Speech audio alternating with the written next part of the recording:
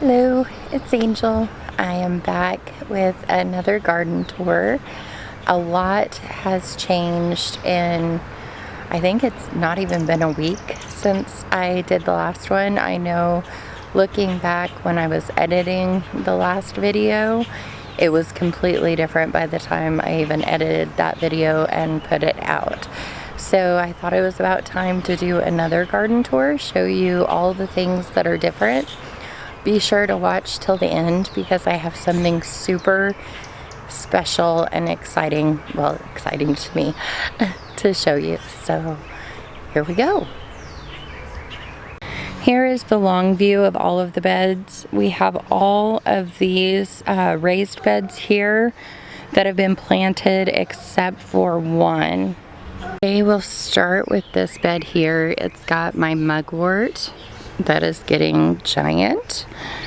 Last time we seen this spot, there was cages and buckets all over. That's been pretty much cleaned up. There's some brush and a few things that need to be cleaned up. The reason why I wanted to show you right here is this is a purple clover and they are just giant. I've never seen them this big before. Look at that. Isn't that just beautiful? It's so pretty. We haven't filled in this bed yet. I have a couple of blackberries over there that are going to be planted. I believe we're going to plant them along this fence row here. And I'm not sure what we're going to do with this bed just yet. The perennial bed, half of it really needs to be weeded. I'm just leery about picking through the little bits of grass because I don't want to pull up any baby asparagus that might be popping through. The flowers over here seem to be doing better. Some of them, they're starting to stand up. Here you can kind of see we've got some of them standing up. Some of them are perking up, especially the milkweed there. I'm excited about that. Here is Jay's tomato bed. He planted it all in. I think he's still going to add some more plants. The red cups are in there because he hasn't been able to go through and make tags to label them, so he's kept the cups there to let him know what is planted where. These nasturtiums here are getting so much bigger just since I videotaped last time. It's so exciting. It looks like here in the middle I lost a basil plant, so I'll need to go through and replant that. Now I did go through and plant a bunch of sunflower seeds in the beds, so hopefully those will be popping up soon too. This is one of the big changes. We have cleared out all of that honeysuckle that was here. It's still kind of a mess, but a lot of work has been done. Here in the middle right here you can see where a rabbit or a squirrel has been laying. In my tomato beds, all of the tomato plants so far have survived except for three. Three need to be replanted. I have not done that yet. I think I'm going to do a video when I replant them just to show you how Jay set up the cages. It's really creative the way he set it up. Here is the bed where the rabbits really like to lay, but it looks like they have adventured to some of the other beds. Here in this bed, I planted a lot of all different kinds of things. Starting to peek up and pop up. It's very exciting. You can see we still have a lot of other plants that need to be planted. Here you can start to see the onions are coming up beautifully. On the last garden tour, I had mentioned that Jay was going to single stake his tomato plants. He changed his mind and wound up using cages, but he did do the single stake method, and I'll show you that here in a little bit. We cleared out this fence here, and this is where we're planning on planting the blackberries and the new blueberries that we got. Here is another one of the big changes this week. Jay has planted more of the peppers. He's got them all planted from down here to there. And he has even started on these buckets over here. I think there's most of them are filled over here. We'll go see that in a second. I moved my water gauge and I'm not sure how much I like it here. Probably gonna still be looking for a new spot for it. I did get the brush back here, the bushes and the honeysuckle and the bushes trimmed back a little so it doesn't look as wild. Got some weeding done, used some of the wood that was there. It's coming along. Over here is my new sitting spot. My moonflowers are looking a little rough, especially the one on the right. So I'm hoping that they pull through and perk up. So I had to pause and take a little bit of a break. I had a neighbor who was mowing pretty close by, so I just thought I would take the time to kind of, explain a little bit about the plants that we've been planting. If you look behind me here, you can see we have a lot of plants on this table. These pepper plants here are Jay's pepper plants. They will be planted out. We still have pepper plants inside that need to come out to the table and harden off. We're getting fewer and fewer plants inside and more outside. Since you've seen this table full on the last garden video, this part, the peppers, have been emptied 1.5 times. So all the peppers that were on the table last time are now planted. This was full, completely full, and is now half empty. And then we have probably enough to fill this back up at least inside the house, just of peppers. Just so you understand, there's quite a few peppers. Now over here we have the chives,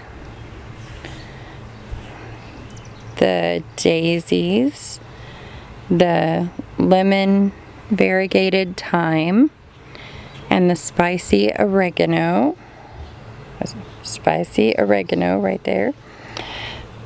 This here is my weeping fig tree. I brought him outside because he looked like he needed some outside time. He was struggling in the house. He does good over the winter, but I think he knows when it's springtime and he should be outside. And then, of course, my poinsettia that my boss gave me a couple years ago is still going strong. My clematis here, the blooms are all gone, but there's a lot of new growth. Some of the leaves were turning black, and I went through and tried to pull off most of those leaves. From what I learned online, it could be a type of fungus that is affecting the plant, but as long as it's got new growth, I'm not too worried about it, and I'm confident it will bloom again. I just wanted to show you these pansies we have sitting on the table, hardening off. They are just the most beautiful color. It's like a purple velvet color, deep purple velvet color. Now we did move the lime trees a little out under here so that we could get the barbecue grill back to its resting spot. The pineapples are still in a state of disarray. It looks like we've got some new growth coming back on them though from when we put them out by the trellis before they were hardened off enough and they had gotten sunburned very badly. Over here, I showed you last time that has the dill, the rosemary, the lemon balm, the catnip. I finally got neem oil in, was able to spray some neem oil on there. Honestly, it already looks like it's doing better even though I just sprayed it last night. The pomegranate tree is not looking very happy, probably because if you look back here, you can see we have some logs stacked up for our fire pit. And then we have this over here. Well, we have a whole family of little blue-tailed skinks that live there. And the dogs are obsessed with them. So the dogs will come out and try and get to the skinks through the plants. So I've got to figure out a solution to that problem so that we can keep the dogs out of this little area and from tearing up the plants. This bed here where my 4 o'clocks were last year is not been weeded. I'm still kind of waiting to see if any of those are 4 o'clocks. I just need to do some research and get out here. It's just not been a priority yet. And then my horseradish, I had learned, I went to pull the plants that had the flowers coming up, and that's when I discovered they were attached to the horseradish root, so that they were actually my horseradish bolting.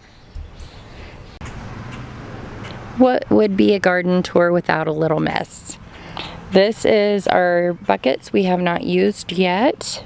I'm sure they will all get used. We have lots more plants still. There are some lilies that grow here. In here is where the lilies grow. We don't ever really get to see them because of where they're at. I'm thinking we are just going to kind of clear all this out just to keep it open and not have this here. Now here is the walkway that last time I said needed a lot of work. It still needs some work. These bushes here are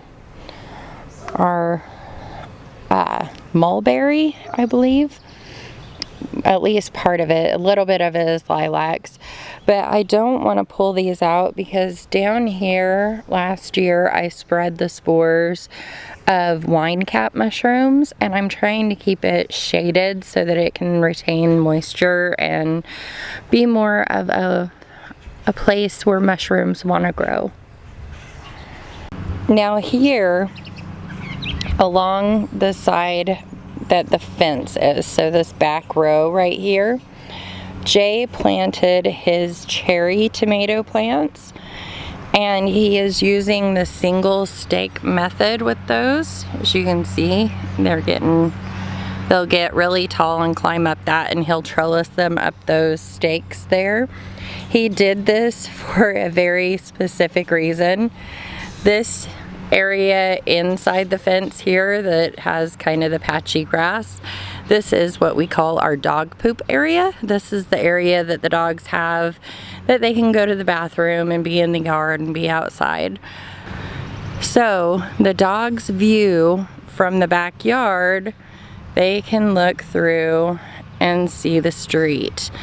And since there's been a lot of people walking these days, the dogs bark a lot.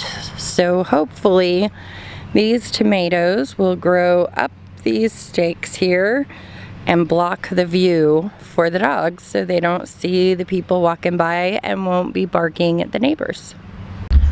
On a lot of our pepper plants, we already are getting peppers set on them. So it shouldn't be too long before we're harvesting peppers.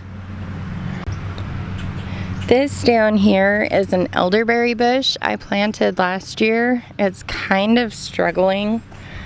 I'm going to have Jay come through and clean up this bush here. We need to anyway because it starts to grow into our walkway. Kind of clean that up, give the elderberry a little more light. I recorded some things last week to show about this bed here, but the video was already too long, so I had to edit those out. This bed here, we never really know what to do with, and I'm super excited that it dawned on me and I've realized what I'm going to do with this. It is going to be my mint bed. I'm going to plant all of my mints in here. This little guy right here is a blueberry plant from last year that did not make it. Rest in peace, little blueberry. Now this one here, I showed on the last garden tour. There's a blueberry there and a blueberry there that we thought were dead but are still thriving. Still have not torn out the irises. I think it's gonna be happening soon. Now this bed here has the rose bush, which is not flowering at the moment. I think it's in a transition period because it just got replanted a couple weeks ago. The hibiscus is doing great. It always does. Oh, their hibiscus is doing great. Petunias and thyme growing around this edge here. I have some sage. I've planted some lemon balm on either side of the rows, and there are some dark opal basils peeking up in there too. In this bed here, we just mainly have the 2 hibiscus and then the 2 strawberry plants. I'm going to plant some roselle red right here in the middle, and I'm not sure what I'm going to do on the outer part of that yet. Here was a beautiful surprise of a mushroom growing under the strawberry plants. It's been there for a few days, so it's not at its peak anymore, but it is still lovely. I'll put some pictures of when I first noticed it up. Here's some rabbit stuff or bird stuff, who knows, or maybe even squirrel stuff. They've all been caught here. Here you can see where they've been laying down in the dirt. I just weeded this yesterday. Nothing's planted there, so I'm not mad at them, really. This here is a red mustard, and it's just so beautiful. It's doing really good. Funny thing is, right here, if we take a closer look right here, this is a surprise lettuce. We had lettuce out here 2 years ago that went to seed in a pot. It wasn't even planted there. And now we have lettuce growing there. This is the baby Bok Choy that I have that's gone to seed. And if you look at it, it's really neat because it has these pods like a radish. Here is this bed here. I don't even remember planting this nasturtium that's right here, but there's the nasturtium. Some chives. Petunia over here. Oh, a petunia right there. Strawberries. And I think this is a sorrel, a type of sorrel maybe. Like I said, I don't know what it is about this plant. I cannot remember what it's called. Here I have sage and thyme and more sage. That sage is just doing amazing. Here you can see the fig trees both have a lot of new growth coming on them. So hopefully they are perking up and will start to do really, really good here soon. Here along the arch where I planted beans and hanging squashes, we've got some popping up. I need to thin those out, pick the best one to keep. Now I worry some of them may have already been eaten, devoured. As you can see, definite rabbit or some kind of critter issues. So I need to replant those. Here is the other side of the trellis. We have a few things popping up here and there. I don't think the rabbits know this. Oh, look at all the little mushrooms. Love the mushrooms. I don't think that the rabbits have noticed that these are on this side. They tend to lay on the other side. Let's keep our fingers crossed. Looks like I got a good size anthill going on here. Right here you can see it's kind of been dug up. I planted a row of zinnias here, and then on this row right behind it, I started with a roselle red, ended with a roselle red all the way at the end here, and in between are okra. Now on the trellises that we have here, me and Jay divided that up. He planted the two closest to the house, and then there's one that goes the other direction on the side. He planted that one. I planted the three closest to the driveway or to the road, and I've gotten those all planted. Jay has his all planted. Just see what comes up and what needs to be replanted at this point. So we've gotten all that done. Now up along here is where we have our bush squashes, some zucchinis, yellow squash, patty pans. I think there's some bush acorn squash in there. Here you can see Jay has gone through with aluminum foil to try and protect the stems from vine borers. We get vine borers very bad every year. Every plant gets affected by them, or every squash plant. Here is my mailbox flower bed. The nasturtiums look like they're kind of hanging on. I think they fell into this crack here. Let's see if we can get them out. There we go. The nasturtiums are kind of hanging on. And we've got pansy or petunia. Got some thyme that's not looking like it's hanging in there very good. Chives. And then the sweet potato vines in the back there. And then we've got one morning glory. Looks like the other morning glory didn't survive a mowing. We have this little round bed right here. I planted borage and cosmos and poppies in it.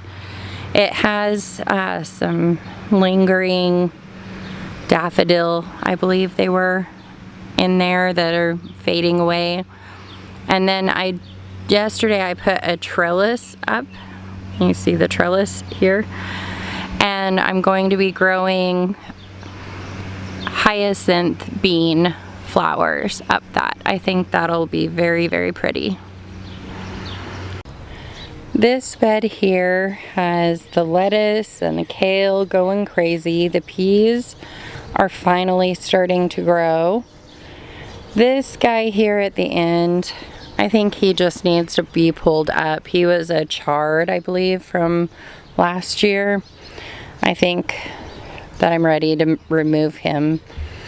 Some of these radishes here in the back have gone to seed, as you can tell. Again, go through that dilemma of, do I leave them? Do I keep them and collect seeds? We shall see. We won't make any decisions right now. Over on the other side of this little trellis, I didn't weed all the way through because the grass seems very mixed up with what I think are poppies. And it was very hard to pull up the grass without pulling up the poppies. Here you can see where the rabbits have been chomping down on cosmos. They like cosmos. This poor guy right here is pretty much gone. I just weeded yesterday and he had leaves, I swear. Well, everybody, it looks like I'm gonna have to cut this a little bit shorter than what I thought. Before I go though, I wanted to show you what I was so excited about at the very beginning.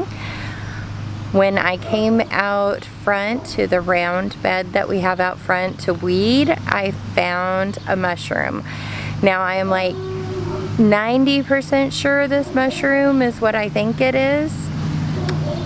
And if you know better, or if you know I'm right, please let me know in the comments down below.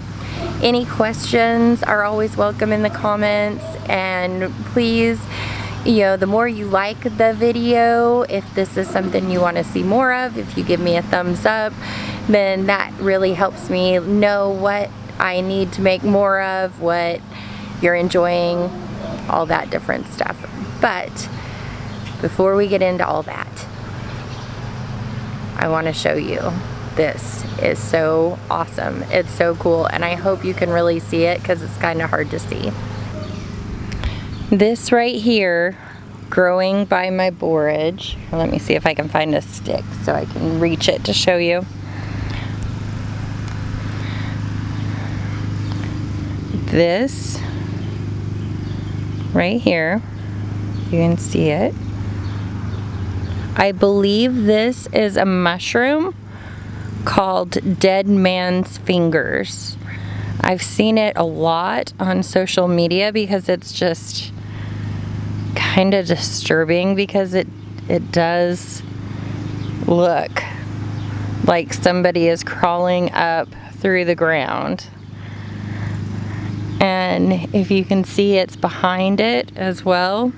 I'll get some close-up pictures for you.